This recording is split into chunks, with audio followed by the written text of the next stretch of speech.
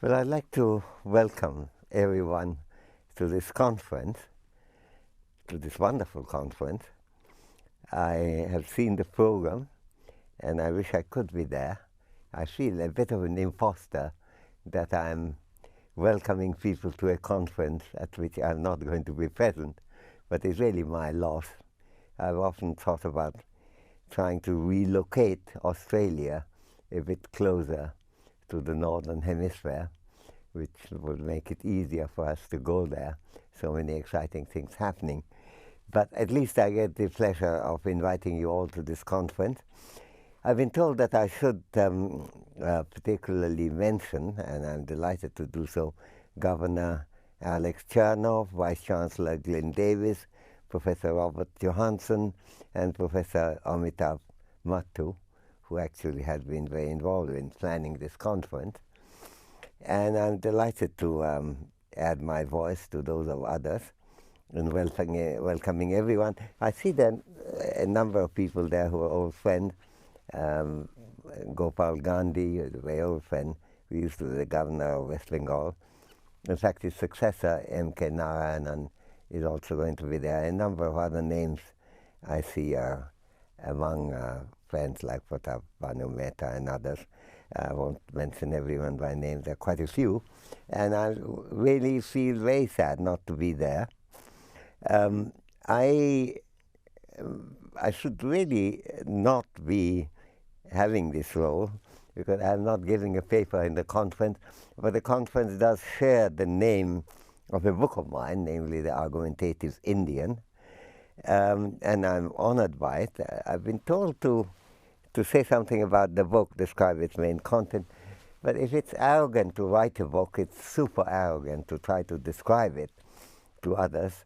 So I won't really do that, but I think the subject of arguments in India is a very important one. India had a very long argumentative tradition with which my book is much involved. I even begin with the Rig Vedas, quoting a rather agnostic, possibly even atheistic verse in that 1500 BC document, which is meant to be the mainstay of the Hindu religion. But this is the tradition to which not only the Hindus but also Buddhists, Muslims, Christians, Sikhs, Parsis, and even people of Jewish origin, who all came to India at different times, have contributed. I think we should celebrate that, especially since from time to time intolerance appeals to some countrymen of mine, and I think it's very important to avoid that thought. I think it's also an invitation to think about the tradition, an invitation to take a critical view of it. If you think about the Gita, which is one of the scriptural books in Hinduism, it's really one long argument between two perspectives about whether it's right to wage a war and in the process kill people, kill even people who are close to one, friends, relations, and so on, in pursuit of a good cause. Krishna taking the view that that is your duty, you ought to do it. Arjun taking the view, the great warrior, that it may look like my duty, but could it be my duty really to kill all these people, even if the cause is good? In the Gita itself, Krishna wins the argument, but if you look at the epic, and that's where the criticality comes in, some of the things that Arjuna was feared, namely the kind of death and desolation that visits the area. The Mahabharata, the epic ends with funeral fires burning at different places, women crying about the men who have died. It's not a story where the celebration of the Krishna perspective could be seen to be unalloyed. There is something to discuss, and that criticality is a very important one to capture. And it depends on, when we look at history, we can interpret it in different way. I've always emphasized, and there may be a personal bias there, to look at the critical elements in it because they give us interesting things to think about today, and I think that applies to many areas in Indian thought today.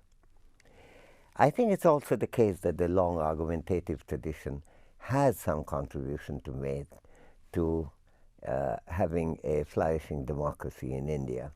So in that sense, there is something to explore, to what extent this helps our democracy. Our democracy is successful in many ways, not in every way, because a lot of the people do not get an adequate voice.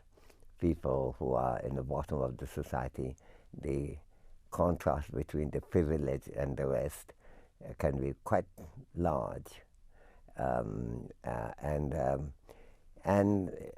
it's an incitement also to think about the argumentative tradition, is to how to bring more people into the fold of the effective arguments in the Indian polity. And I know many people here in this conference, I see from the name, have really thought about that issue. And these are important issues. So the argumentative tradition in India, to think about it, is partly a celebration, partly an invitation to criticality, partly a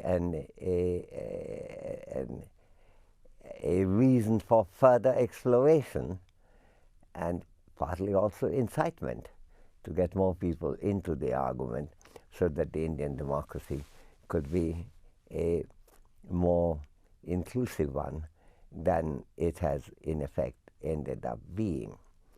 I have to confess that I'm at the moment finishing a book jointly with Jean Drèze, tentatively called An Uncertain Glory. That's a Shakespearean term from Two Gentlemen in Verona, An Uncertain Glory, India and its contradictions. I think these contradictions are part of the Indian society, and I think the argumentative tradition can be invoked in the context of trying to resolve these contradictions as well as to understand these contradictions much better. So this is, to me, a huge intellectual invitation that the Indian argumentative tradition presents to us.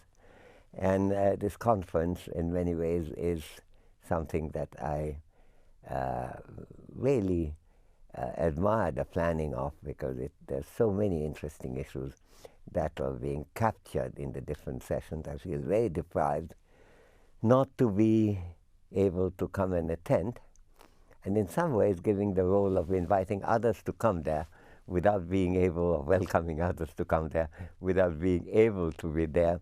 It seems to be adding to, as they say in Bengali, adding salt to an injured skin.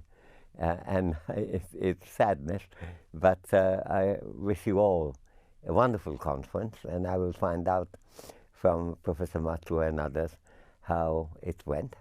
And I would very, very much like to express my appreciation in giving this opportunity to somehow indirectly participate in this conference. I'm very grateful, and I wish you all a wonderful, wonderful set of meetings. Thanks very much.